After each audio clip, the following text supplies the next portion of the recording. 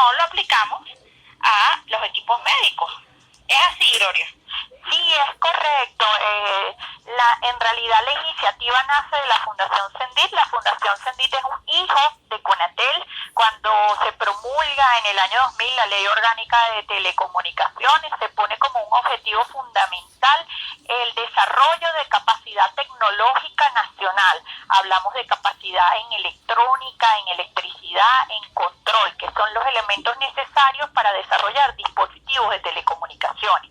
Entonces, gracias a esa Ley Orgánica de Telecomunicaciones y a nuestro padre Conatel, se ha venido durante el transcurso de ya estos 21 años generando capacidad nacional para abordar problemas de alto nivel en electrónica, control, electricidad. Entonces, como muy bien tú lo relatabas, ante la crisis en el país, la negativa de algunos fabricantes de equipos especializados en ofrecer mantenimiento, reparación, entonces pues nosotros nos dimos a la tarea de estudiar esos equipos, porque a fin de cuentas hoy día independientemente de la naturaleza del aparato, puede ser un electrodoméstico, un equipo de control del sistema eléctrico, un equipo médico, en fondo contiene unas tarjetas electrónicas y unos monitores para la visualización de parámetros, que son los elementos a los cuales nosotros estábamos acostumbrados a diseñar, reparar, mantener.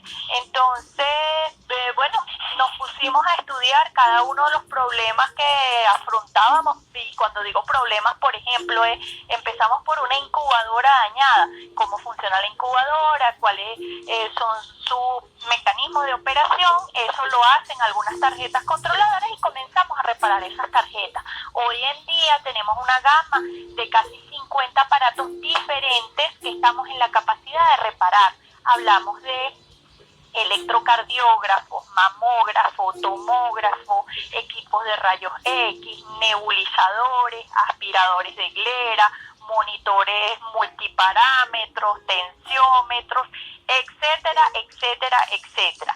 Y pues ya lo que hemos perdido es el miedo a resolver nuestros propios problemas. Hoy día no importa que el aparato no lo conozcamos. Si nos dice, oye, mira, yo tengo un aparato que hace esto y este está dañado, bueno, mándanoslo. Si está dañado, pues nada malo puede pasar. La única cosa que puede ocurrir es que nosotros demos con la falla y logremos ponerlo operativo. Bajo este principio, esta filosofía, ya llegamos a unas 60 personas formadas a lo largo y ancho del territorio nacional y que vienen repitiendo esta tarea. Con mucho orgullo, por ejemplo, los compañeros de Fundacite Nueva Esparta conformaron un grupo ya de 10 voluntarios y han reparado unos 200 equipos. Igualmente en el estado Lara, pues también tenemos una brigada conformada por 14 compañeros, y en los estados donde no se han conformado aún las brigadas, pues nosotros desde aquí, desde la ciudad de Caracas, pues enviamos nuestros voluntarios, nuestros trabajadores. Aquí es abierto a todo el que se quiera sumar. Tenemos gente tanto del Ministerio de Ciencia y Tecnología como Ministerio de Salud, Ministerio de Educación, los INSE y personas independientes, todos unidos en un gran esfuerzo: reparar, restablecer nuestra capacidad médica en el país. Qué importante todo lo que estás conversando, Gloria.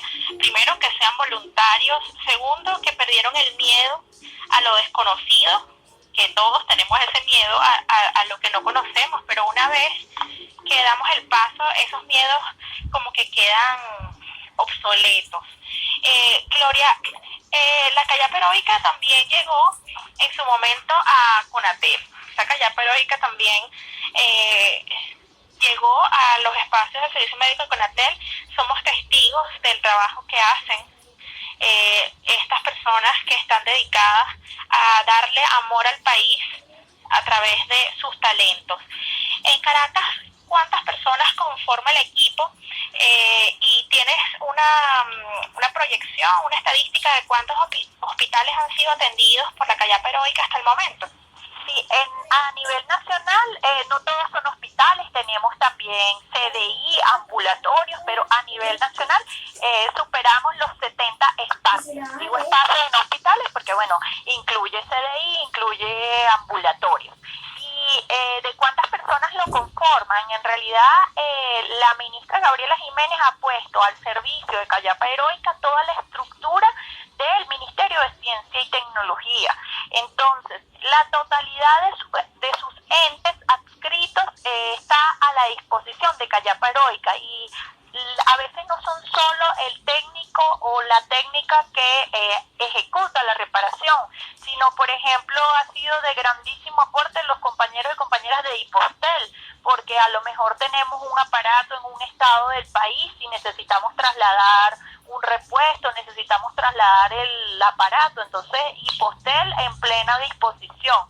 Te puedo mencionar algunos: está el Instituto Venezolano de Investigaciones Científicas, la Fundación Instituto de Ingeniería, Senditel, que está en Mérida, la Superintendencia de Certificación Electrónica, Industrias Canaima, Fundación Sendit. Toda la plataforma de tecnología con la que cuenta el ministerio está al servicio de la Callapa. La ministra lo ha dado como una instrucción. Para nosotros no es un voluntariado, es una instrucción, pero hay voluntarios de otras instituciones. Por ejemplo, tenemos algunos electromédicos de algunos hospitales del país que hemos pasado por su hospital, y pues ellos no se conforman con esos 4 o 5 días que estuvimos allí, sino se ponen a la orden, a la disposición. Cuando necesiten de mí, los acompaño, y nos han acompañado a otros estados del país. Entonces, por eso hablamos siempre de los voluntarios, aunque el personal de ciencia y tecnología lo hace como una obligación. Y es que para eso estamos, nosotros estamos para trabajar y ponernos al servicio del pueblo. Gabriela, viceministra Gloria, qué importante, me quedó en la mente lo de la ministra Gabriela, qué importante es entender cuál es la función que tenemos nosotros como entes públicos para atender las necesidades de la sociedad. El CENDIT no solamente trabaja produciendo, investigando sobre tecnologías de la comunicación. Ustedes han hecho estudios muy importantes. Uno que me llamó la atención muchísimo trata sobre el efecto de los equipos electrónicos, de los dispositivos electrónicos como teléfonos, tabletas, computadoras, en el cerebro de las personas, sobre todo de los niños. Coméntanos un poco sobre esto, Gabriela. Sí, son estudios que desde que se promulga la Ley Orgánica de Telecomunicaciones, comandada en ese momento por el propio comandante Chávez, había esa preocupación, la sigue existiendo.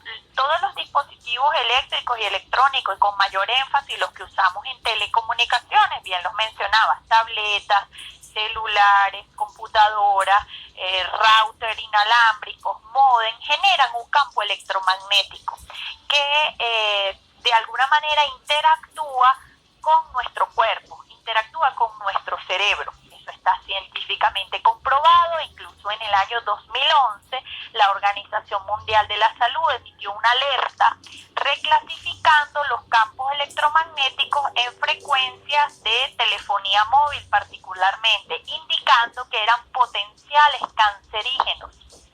Entonces, si bien las telecomunicaciones se han vuelto una parte fundamental de nuestra vida, y mucho más ahora en pandemia, también hay ciertos elementos de seguridad que CONATEL y CENDIT, así como otras instituciones del Estado, se preocupan por garantizar que los equipos que ingresan al país estén bajo el cumplimiento de las recomendaciones internacionales. Hay una división de CONATEL, que es la División de Homologación y Certificación, cuya misión fundamental es garantizar que todos los equipos que pretenden ingresar o operar al país estén o garanticen la seguridad de los usuarios. Sin embargo, hay algo que es muy dependiente del propio usuario. Yo siempre pongo el ejemplo del azúcar.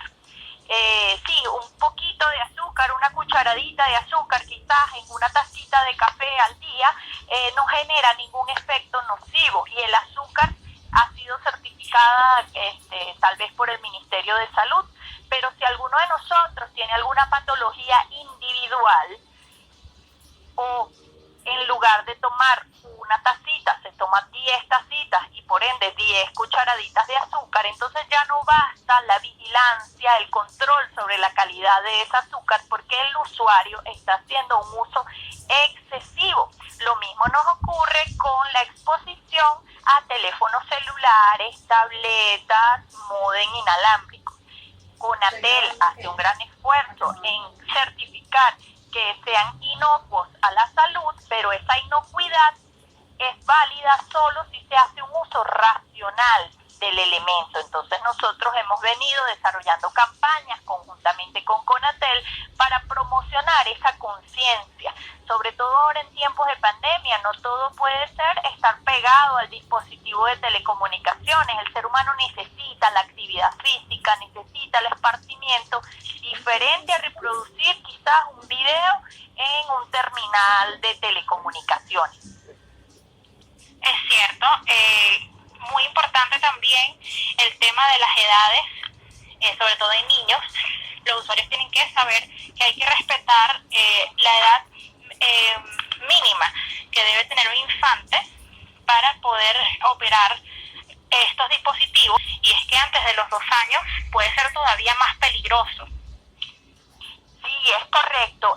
Incluso hay estudios que sugieren que por debajo de los 15 años de edad, la exposición a ondas electromagnéticas debería ser controlada, limitada, porque en ese periodo de tiempo la actividad cerebral de los humanos en formación, es decir, los niños, es mucho mayor. Entonces el efecto del campo electromagnético pudiera ser muy perjudicial a esas edades.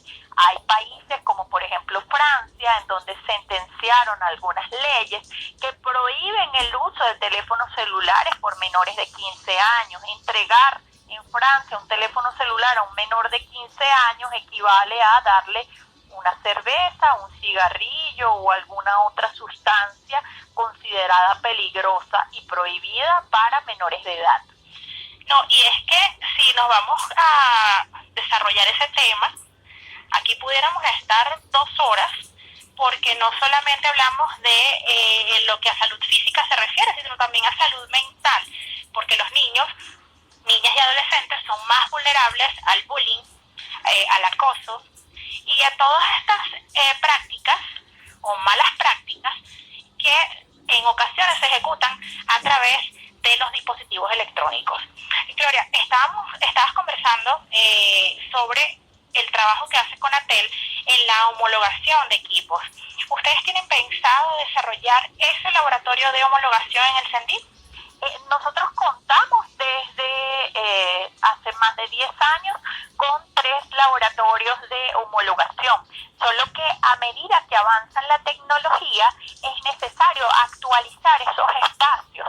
Te hablo, por ejemplo, quizás los usuarios de telefonía móvil conocen de algunos, a veces lo ven como siglas o nombrecitos, GSM, UMTS, LTE, pues cada una de esas siglas corresponde a una evolución tecnológica. Entonces, cuando hay una evolución de la tecnología, es necesario actualizar los laboratorios de prueba para poder certificar estas nuevas tecnologías. Entonces, los espacios existen.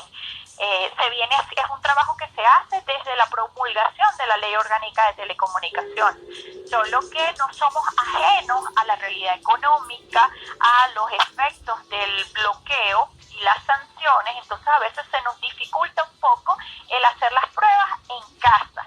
Sin embargo, el conocimiento científico nos permite exigir algunos certificados. Estas son cosas que se hacen en todo el mundo. Entonces, si no podemos hacer la prueba en casa, solicitamos un certificado o una acreditación de algún otro laboratorio en alguna parte del mundo, para igualmente velar por la seguridad de los usuarios, independientemente de que tengamos o no la capacidad nacional de realizar las pruebas. De acuerdo. ¿Ustedes tienen comunicación con esos laboratorios? ¿Los conocen? ¿Manejan los protocolos de esos laboratorios? Sí, por supuesto, es una red internacional. Esto se maneja a través de algunos códigos. Hay como 3 grandes bloques de reguladores a nivel mundial y al final es voy a decir, no tiene que ver con el tema en específico, pero al ciudadano de a pie le suena ISO 9000, ISO 9001. Ese ISO y ese número corresponde a una norma escrita que establece ciertos parámetros, y luego hay personas encargadas de validar el cumplimiento de esos parámetros, como unas reglas de juego.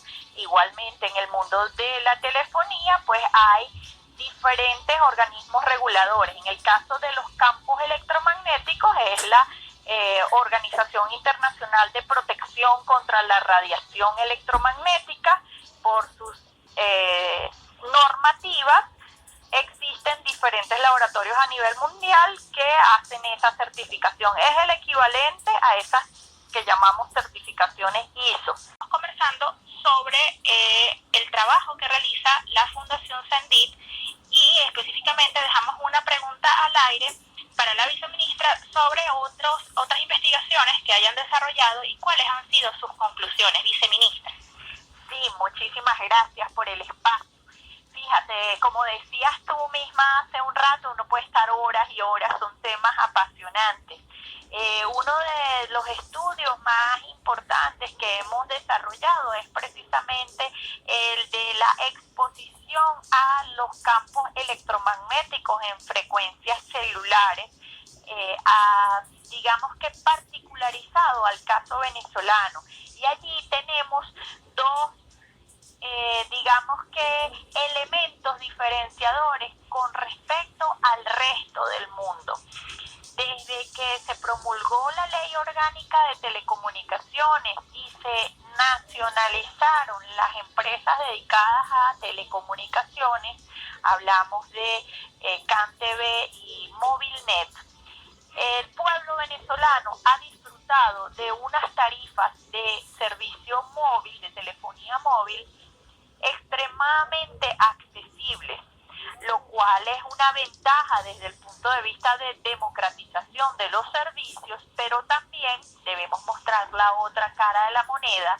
Se ha transformado en que el venezolano y la venezolana común somos uno de los mayores usuarios en el mundo en minutos de llamada telefónica. Repito, eso tiene sus pros y sus contras. En el promedio mundial no supera los 3 minutos diarios de llamada telefónica. En nuestro caso, la costumbre, los bajos precios nos ha llevado a llamadas telefónicas. Cada oyente puede en este momento hacer un análisis de su propio uso de la telefonía móvil, y pues hay llamadas telefónicas de 20 minutos, 30 minutos, una hora, a veces 1, 2 o 3 llamadas con esas características al día.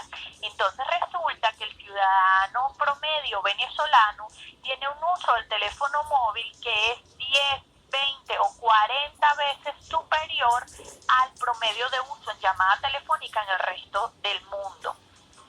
Adicionalmente a eso, digamos que nos acostumbramos a regalar teléfonos celulares a los niños desde muy temprana edad. Entonces entramos en una estadística no muy favorable, que es que la penetración de la telefonía móvil en niños y niñas en nuestro país está a unas edades a veces muy inferiores al promedio del resto del mundo. Entonces son elementos de cuidado que tenemos día a día bajo monitoreo, bajo supervisión, tanto desde CONATEL como desde Sendit, y que nos impulsan a desarrollar campañas por el uso consciente del teléfono celular. Es una cosa increíble, no tenía ni idea. Bueno, uno se lo puede imaginar porque es verdad, uno mismo tiene esas prácticas, pero viceministra, no tenía ni idea de que el promedio pudiera ser tan alto y que en el resto del mundo pudiera ser tan bajo.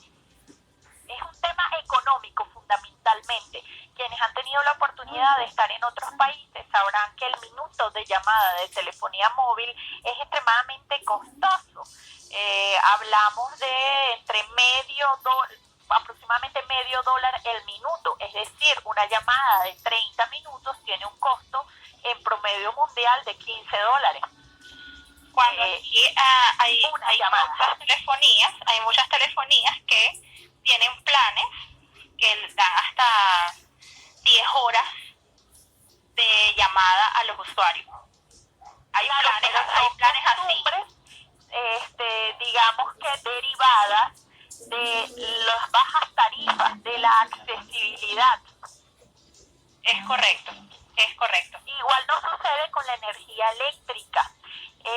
Nosotros acá en Venezuela tenemos un consumo de energía eléctrica en promedio en una residencia que duplica a todos nuestros países hermanos acá en la zona. Por ejemplo, otra vez es un asunto asociado a la accesibilidad en la tarifa. Qué bueno saberlo. ¿Y por qué es bueno saberlo? Porque tenemos que concientizar, porque todo esto también implica una contaminación del ambiente. Por supuesto, principalmente eso.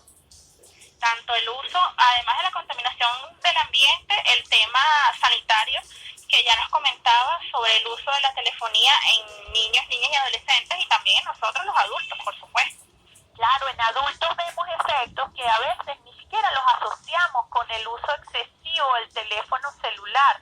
Por ejemplo, el cansancio, la dificultad para conciliar el sueño. Una de las principales recomendaciones, por ejemplo, es si tenemos un módem Wi-Fi en casa, apagarlo cuando nos vamos a dormir, porque estamos innecesariamente expuestos a radiación electromagnética. Igualmente, no es necesario ni tampoco es aconsejable desde el punto de vista de la salud colocar nuestro teléfono celular al lado de donde descansamos. Muchas personas lo colocan a cargar justo en la mesita de noche y aunque nosotros no estemos usando el teléfono, él está emitiendo constantemente señales para mantenerse en comunicación con la estación base. Entonces, cada vez que él emite una señal de esa, inunda nuestro entorno, perturba nuestro sueño con una radiación electromagnética. Igualmente, si nosotros vemos que el nivel de señal en nuestro teléfono móvil está bajo, no deberíamos intentar hacer una llamada telefónica, porque cuando el nivel de señal está bajo, quiere decir que estamos muy lejos de la estación base.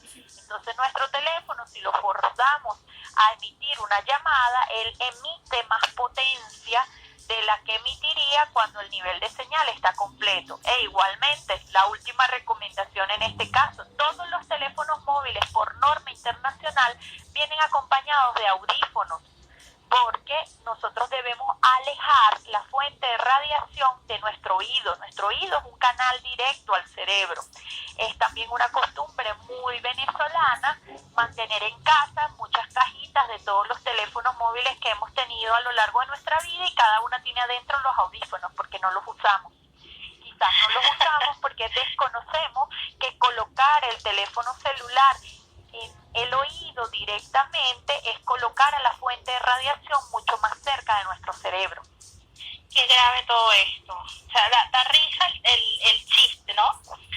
Como dicen por allí, suena chiste, pero en realidad es anécdota. Lo de los audífonos en la cajita. Seguramente muchos de los que nos escuchan tendrán sus cajitas con audífonos. Por eso, pero es algo grave. Yo suelo utilizar audífonos y hay mucha gente que suele utilizar audífonos, pero por un tema de seguridad, de resguardo, ¿no? Pero no lo hacen por salud, que debería ser la principal causa, ¿no? O el objetivo del uso de los audífonos. Técnicamente hablando, sin el audífono, por eso todos traen audífonos, el dispositivo no es seguro para el uso humano. Si no trae el audífono, me está forzando a colocarlo en el oído, y en ese momento la cantidad de potencia que intercambia el teléfono con el cerebro es superior a lo recomendado. Entonces, por eso decía, Conatel hace un gran esfuerzo, CENDIT hace un gran esfuerzo, pero también está la parte del usuario. Es cierto. Viceministra, para cerrar ya esta emisión de Conatel al aire, se nos fue el tiempo rapidísimo cuando las conversaciones son amenas y el tema es tan importante, tan denso. Esto ocurre, se nos va el tiempo muy rápido. Viceministra, para cerrar, háganos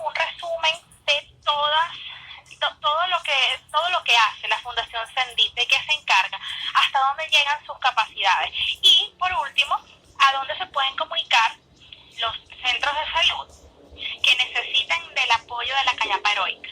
Bueno, voy a empezar por la última parte. Ya prácticamente nosotros somos un solo bloque, Ministerio de Ciencia y Tecnología, más allá de la Fundación CENDIT. En cada estado, el Ministerio de Ciencia y Tecnología tiene sus unidades territoriales, conocidas como Fundacite. Entonces, cualquier centro de salud en cualquier lugar del país se puede comunicar a Fundacite, es decir, la unidad regional del Ministerio de Ciencia y Tecnología, para que sea abordado su hospital. Los compañeros de Fundacite se dirigen al lugar, hacen un inventario conjuntamente con el personal del centro de salud de cuáles son los equipos dañados y en función de eso nosotros planificamos la visita.